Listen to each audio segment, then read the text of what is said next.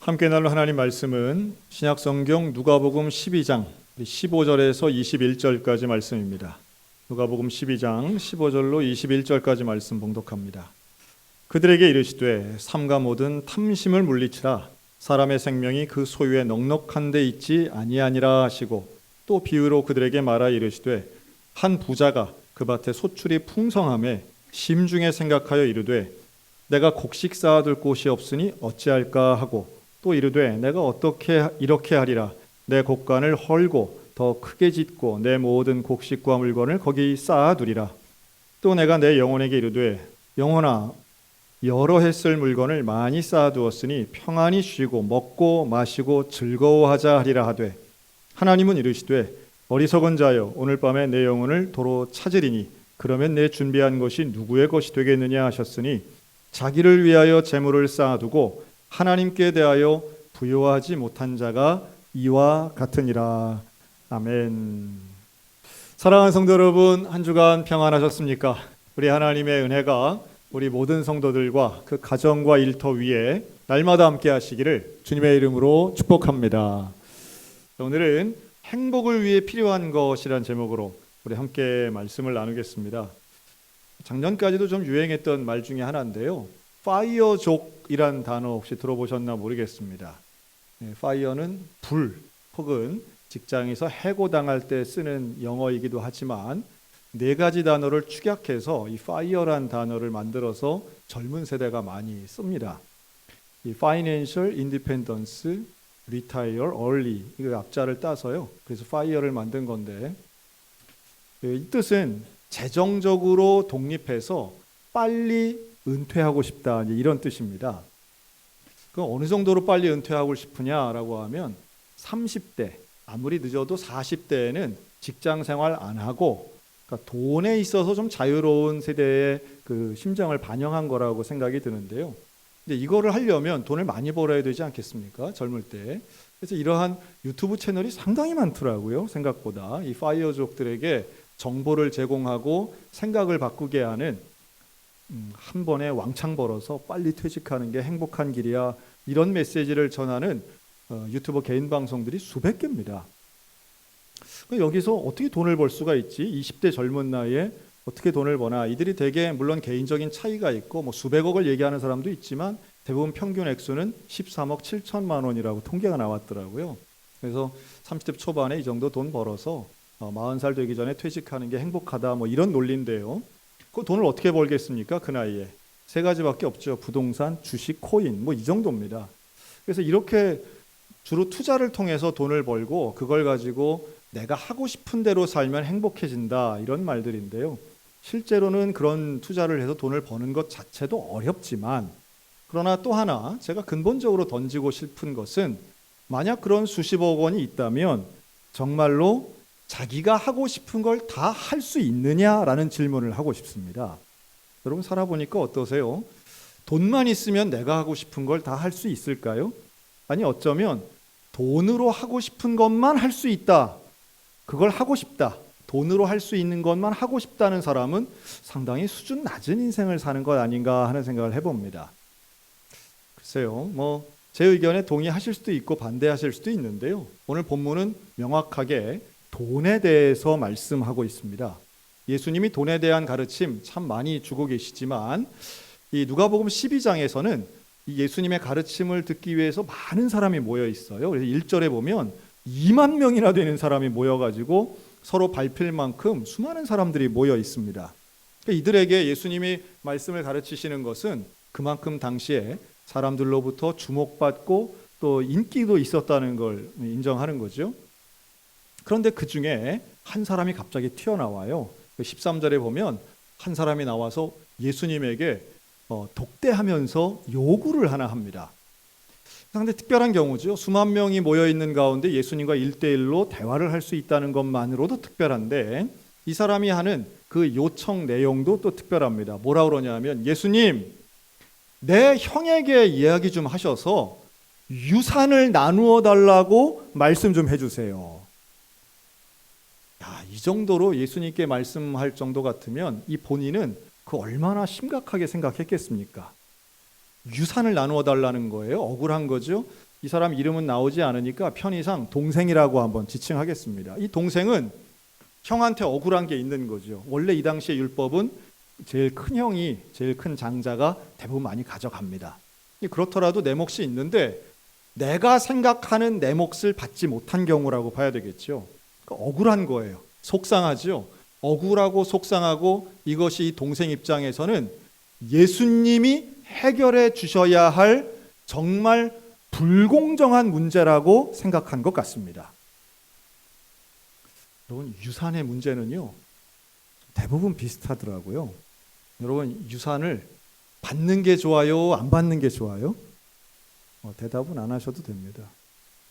근데 유산을 어떻게 받으면 자녀들이 부모님 참 감사합니다 라는 말만 나올까요? 제가 이렇게 한번 예를 들어 드리고 싶어요. 여러분, 설날 때 세뱃돈을 주지 않습니까? 그런데 손주들에게 혹은 자녀들에게 세뱃돈을 줄 때 어떻게 주면 자녀들이 다 감사합니다, 고맙습니다 이럴까요? 저도 여러 차례 경험해 봤는데 똑같은 액수를 주면 큰일 납니다. 초등학생과 대학생이 어떻게 같을 수가 있냐고 항의하는 가정들 많습니다. 또 있습니다. 차등을 둬서 줘도 또 난리가 납니다. 왜냐하면 작년과 비교하기 때문입니다. 그렇죠? 이제 막 중학생이 된 막내 손주는 그렇게 얘기하죠. 작년에 우리 형이 중학생일 때는 이 액수가 아니었는데 라며 놀라운 기억력을 발휘하기도 합니다. 여러분, 세뱃돈은 주는 사람 마음이에요? 받는 사람 마음이에요? 자, 유산은 주는 사람 마음이에요? 받는 사람 마음입니까? 참 어렵습니다. 왜냐하면 인간의 모든 관계 속에 주는 사람의 마음과 받는 사람의 마음이 항상 다를 가능성이 높기 때문이에요. 사람은 자기 중심으로 생각하기 때문에 받으면서도 억울할 때가 있습니다. 참 신기하죠? 받는 게 어딘데? 그렇죠? 여기 계신 절반 이상은 제가 한눈에 봐도 부모님한테 유산 한 푼도 못 받은 분들이 대부분이에요. 그런데 못 받은 분 입장에서 볼 때는 친구지만 야, 진짜 부럽다. 어떻게 저런 걸 받지? 야, 부모님한테 집도 받네, 땅도 받네, 야, 회사도 물려받네. 옆에서 볼 때는 야, 부러워 죽는데 본인들은 억울해 죽습니다. 왜냐하면 형제간에 차등이 있다고 생각할 때, 내가 뭔가 불공정하고 불평등한 대접을 받았다고 생각할 때 분노를 하는 거예요. 이 동생이 딱 그런 상황이죠. 이미 예수님 앞에 나오기 전에 형제 간의 관계는 이미 상할 대로 상했을 겁니다. 가족 간에 이미 분란이 일어났을 거예요. 그런데도 해결이 안 된 거예요. 해결이 안 됐다는 말은 자기 마음에 들도록 결론이 안 난 거예요. 예수님께 말합니다. 예수님, 세상에 이런 경우가 어디 있습니까? 나 억울해 죽겠습니다. 예수님, 잘못된 불의한 걸 잡아주시고 올바르게 좀 예수님이 잡아주세요 라고 했더니 예수님이 뭐라고 하시는가 하면 따라 하시겠습니다. 이 사람아, 이 사람아, 그래요, 이 사람아. 예수님이 여러 다양한 호칭을 부르시지만 이 동생에게는 이 사람아 라는 말을 합니다. 이게 제가 좀 이해가 쉽도록 우리말로 바꾼다면 예끼 이놈아 정도 될 것 같아요. 누가 나를 재판장이나 물건 나누는 사람으로 정했느냐? 예수님이 명확하게 말씀합니다. 나는 그런 일 하지 않아. 그러면서 오히려 그 동생에게 뭐라고 지적을 하시느냐 하면 너에게 탐심이 있다고 지적하십니다. 인간의 탐심에 대해서 말씀하세요. 탐심을 물리치라. 사람의 생명이 그 소유의 넉넉함에 있지 아니하니라. 재밌죠? 이 동생은 불공정, 억울함을 가지고 나왔는데 예수님은 그 사람의 탐심을 지적하십니다. 뭔가 아이고 힘들었겠네요. 뭐 위로 격려 이런 거 없습니다. 네 안에 탐심이 있다. 그 탐심을 물리쳐야 한다. 유산상 속의 법적인 것이나 공정함을 말씀하지 않아요. 인간의 탐심을 지적하십니다. 그리고 예수님이 바로 이 탐심에 대한 가르침을 위하여 제자들에게, 그 자리에 모인 많은 사람들에게 예화를 하나 드시는데 그게 바로 어리석은 부자의 이야기입니다. 저는 성경에는 그냥 그 부자라고만 나오지만 일반적으로는 어리석은 부자라고 제목을 뽑은 건 참 잘했다 이렇게 생각이 들어요. 왜냐하면 우리는 부자가 어리석기를 좀 원하기 때문입니다. 왜냐하면 인류 역사 이래로 부자는 다수일 수 없습니다. 부자는 항상 소수고요. 스스로 생각할 때 자신을 부자라고 생각하지 않는 사람들이 대다수이기 때문에 부자가 좀 어리석다 이러면 대부분 많은 사람들이 마음이 좀 편안합니다. 부자가 지혜롭기까지 하면 다 가졌네 하고 더 질투가 나죠. 근데 이 부자가 어리석은 거예요. 오해하지 않았으면 좋겠습니다. 부자면서 지혜로울 수도 있습니다. 그런데 이 부자에 대해서 예수님은 분명히 그의 어리석음에 대해 지적하시는데요. 그의 단계가 있어요. 이 부자는 처음부터 그냥 시작부터 부자로 나옵니다.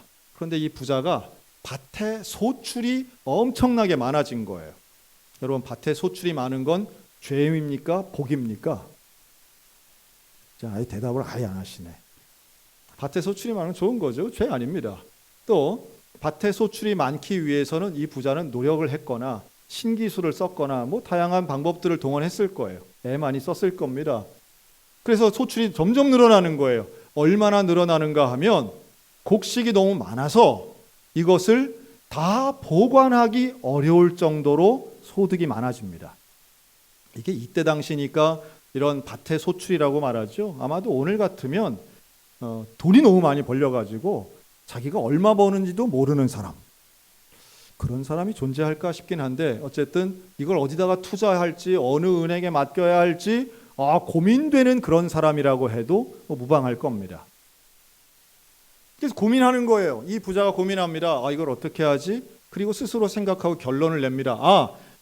내가 가지고 있는 창고를 헐고 거기에 새로운 큰 창고를 짓자. 그리고 거기에다가 곡식을 다 넣자. 여러분, 이것은 오늘날 우리 자본주의적인 오늘 현대인들의 생각이라면 지극히 발전적이고 건설적인 생각이죠. 자기 사업을 키우는 것 모든 자영업자들의 꿈입니다. 사업하시는 분들 또 우리 일반 백성들도 똑같아요. 소득이 많아지고 그 많아진 소득을 잘 관리해서 더 많은 소득으로 늘리는 것. 모두가 부러워하는 일 아니겠습니까? 이 부자는 계획을 세웠고 계획을 실천했고 그 계획대로 이룬 사람이에요. 아마도 오늘날 있었으면 이 부자는 책을 쓰든지 유튜브에 나와서 강연을 하든지 했을 겁니다. 자, 그런데요, 이 부자가 자기 스스로 자기 영혼에게 이렇게 말합니다. 영혼아, 여러 해 쓸 물건을 많이 쌓아두었으니 평안히 쉬고 먹고 마시고 즐거워하자. 자, 이게 뭐가 잘못됐을까요? 자기가 노력해서 번 것을 잘 저축해 놓고 잘 보관해 놓고 그걸 가지고 앞으로 평안히 먹고 마시고 즐겁게 살겠다는데 이게 왜 잘못된 겁니까? 자, 예수님이 여기서 이 부자의 잘못을 이렇게 지적하십니다. 만일 오늘 밤 그의 생명을 가져가게 되면 자기가 모아놓은 건 누구 것이 되겠느냐? 다시 말해, 부자의 이야기나 동생의 유산이나 사람들은 소유에 대해서 관심이 있는데 예수님은 생명에 대해서 말씀을 하십니다. 이 둘의 차이예요. 소유와 생명, 마치 에리 프롬의 소유냐 존재냐 이 책이 생각이 나는데요. 소유와 생명에 대한 예수님과 인간의 판단 차이, 여기에서 어리석음과 지혜가 드러납니다. 우리가 인간이 행복하기 위해선 예수님 너무 단언하고 계세요. 그 소유의 넉넉함에 달려있지 않다는 거예요. 인간의 행복이, 인간의 생명이 소유의 많고 적음에 따라서 달려있지 않다. 그럼 생명은 어디에 달려있을까요? 생명은 여호와 하나님께 달려있는 줄로 믿습니다. 하나님께 있다는 것을 아는 게 지혜인데 이 지혜가 있어야 행복한 삶이 된다는 거예요. 진정한 행복은 생명의 주관자이신 하나님을 아는 지혜로부터 시작됩니다. 다시 말해, 계획하고 추수하고 돈 버는 게 왜 나쁘겠습니까? 그 자체가 선도 악도 아니라고 볼 수 있습니다. 본인이 기분 좋고 감사한 거죠. 그러나 생명에 대한 지혜가 있는 사람이라면 착각하지 않아요. 어떤 착각을 안 하느냐? 내일도 내가 살아있을 거라고 하는 착각을 안 합니다. 생명에 대한 보장, 이 착각을 안 한다는 거예요. 사람은 누구나 언제나 죽을 수 있고 반드시 죽습니다. 그렇다면 그 인생의 지혜를 가지고 생명의 기간에 한계가 있다는 걸 깨달으면 내 소유에 대한 다른 방식으로 실행한다는 거예요.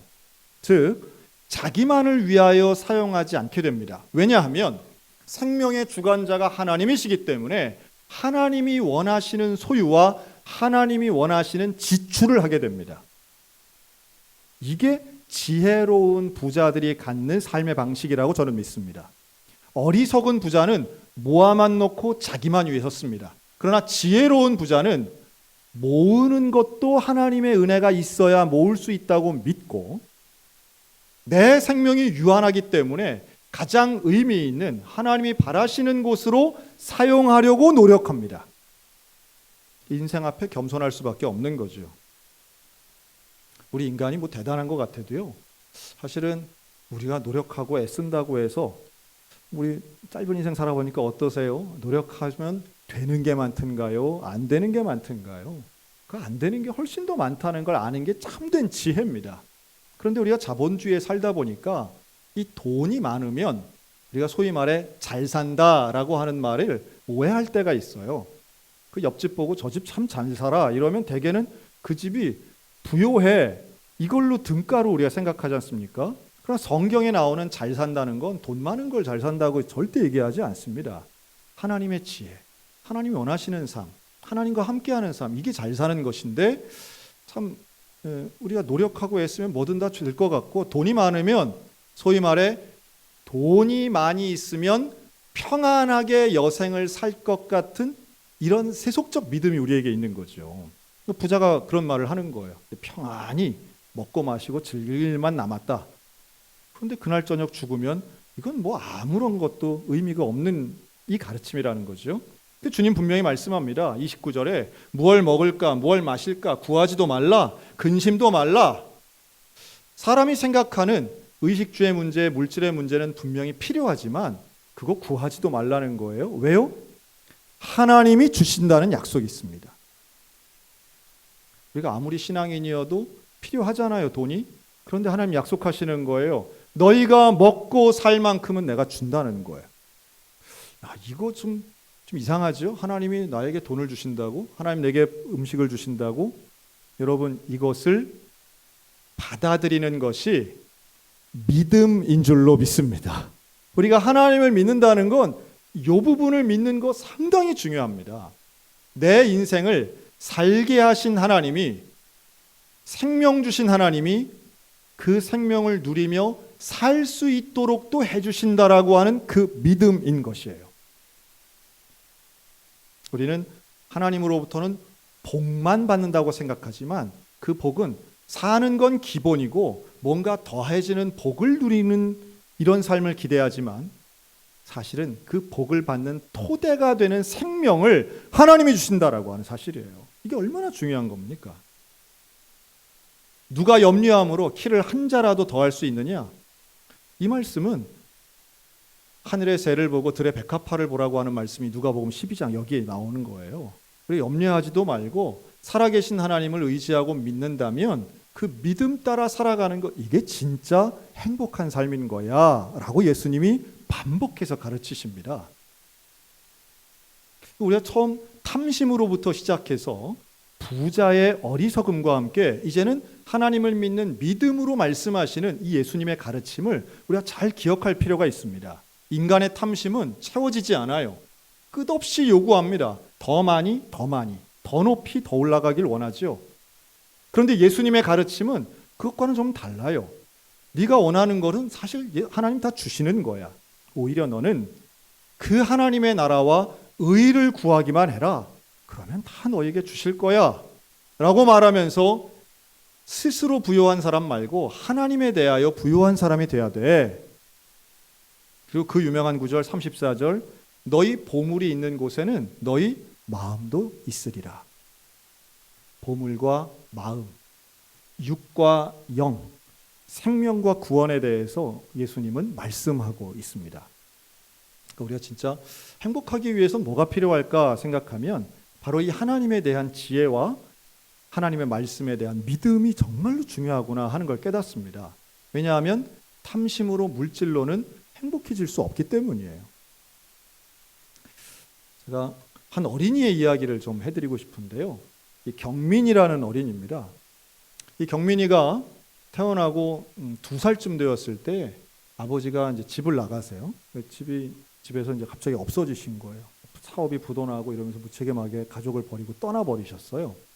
그래서 나이가 젊은 엄마, 당시의 엄마가 나이 28살인데 이 28 엄마와 함께 경민이가 살게 됩니다. 이게 아주 옛날 얘기도 아니고요.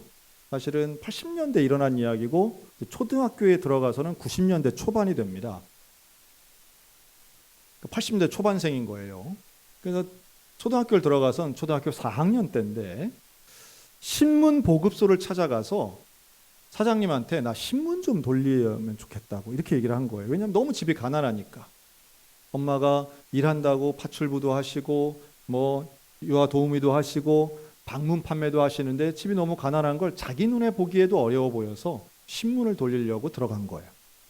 근데 이거 생각해 보면요, 70년대 80년대만 해도 신문 돌리는 초등학생이 좀 있긴 했는데 90년대에는 전 거의 못 본 것 같아요. 초등학생이 신문을 돌린다? 이건 좀 드문 얘기죠. 그런데 가서 사정을 해서 그 신문을 돌렸답니다. 그리고 6학년 때에는 돈을 벌기 위해서 구두 수선방에 자기 발로 찾아가서 구두 수선하는 기술을 배우고 이 구두 닦기가 아닌 그 구두를 배달하기도 하고 이 고친 것을 이제 배우고 했다는 거예요. 그러면 학교를 다닌 거예요. 그러니 학교에 가면 자기 또래 친구들과 자기의 삶이 차이가 나는 것이 확실히 보이더라는 거예요. 아, 우리 집이 정말 가난하구나. 참 어렵구나. 그때 그 어머니께서는 36살 되셨는데 이 36살 된 엄마가 어떻게 두 아들을 키웠느냐 하면 김을 구워서 그 김을 들고 집집마다 다니면서 팔았답니다. 일종의 방문 판매죠. 그런 방식으로 팔아서 이게 되나? 그것도 다른 것도 아니고 김을 그렇게 파나?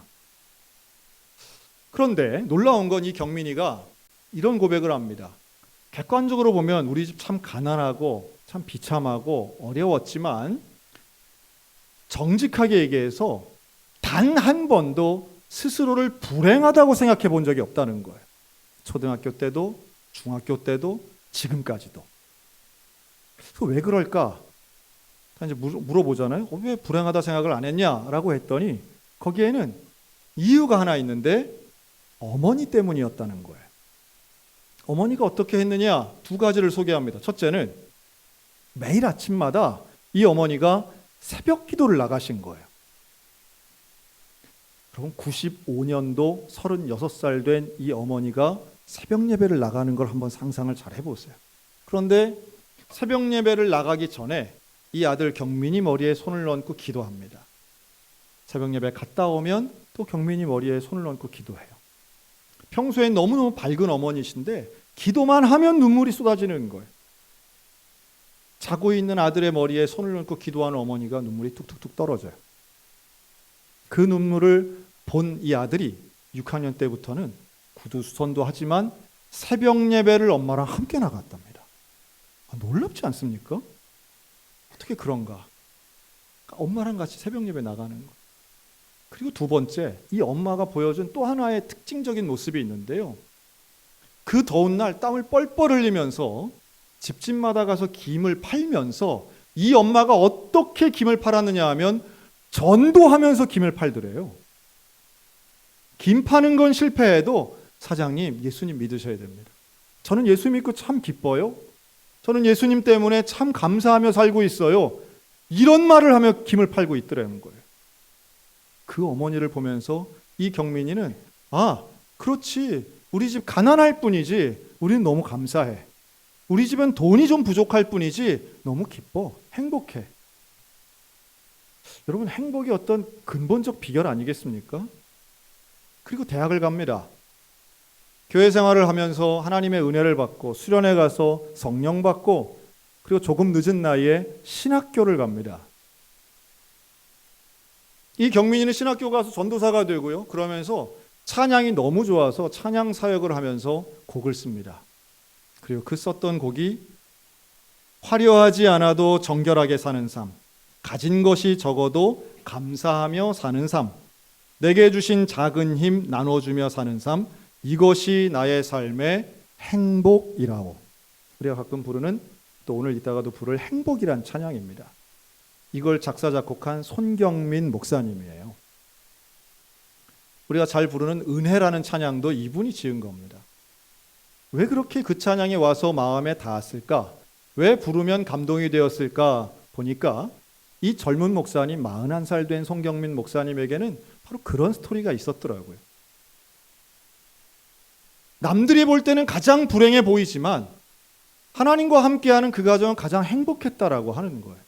객관적인 조건은 내가 봐도 불행한데 내 마음속엔 불행이 아닌 감사가 있다라고 하는 고백은 성경의 진리라고 저는 믿습니다. 오늘도 역시 마찬가지예요. 사람의 생명이 소유에 많고 적음에 있지 않다라고 하신 예수님 말씀은 그냥 듣기 좋으라는 허언이 결코 아닙니다. 세상은 우리에게 계속해서 강요합니다. 돈이 더 많아야 돼. 집이 더 넓어야 돼. 직장이 좋아야만 해. 승부에서 이겨야 해. 다른 사람 꺾어야 해.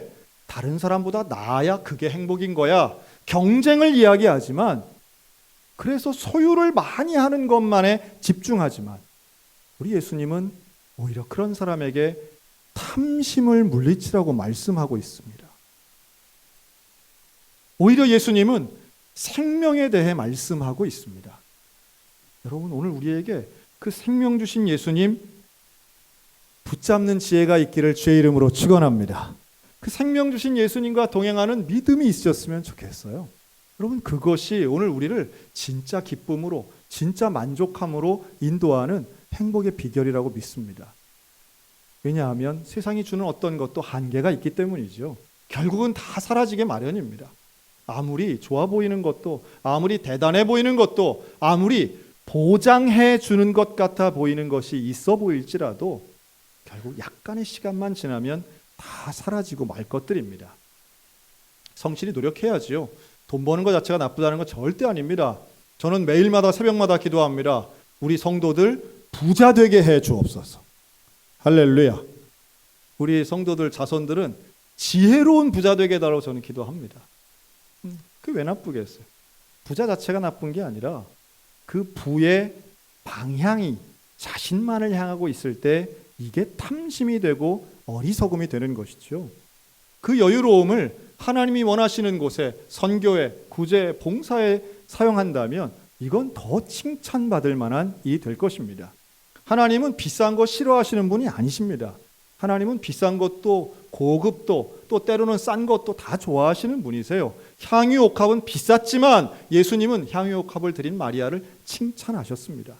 사람의 눈으로 볼 때는 그게 되게 낭비 같고 뭔가 잘못하는 일처럼 보이지만 돈의 액수가 중요한 것이 아니라 그 안에 생명이 있느냐가 훨씬 더 중요한 일입니다. 사랑하는 성도 여러분, 오늘 우리들에게 참된 행복의 지혜가 있으시기를 주의 이름으로 축원합니다. 우리에게 걱정과 근심, 경쟁에 대한 염려가 아닌 하나님을 바라고 믿는 믿음이 있으시기를 주의 이름으로 축복합니다. 그럴 때에 나와 함께 하시는 하나님, 하나님의 나라와 의를 먼저 구하면 하나님 모든 것을 주시겠다라고 하는 그 믿음 가지고 오늘도 감사하며 진정한 기쁨과 행복을 누리는 저와 여러분들 다 되시기를 주님의 이름으로 축원합니다. 아멘. 기도하겠습니다.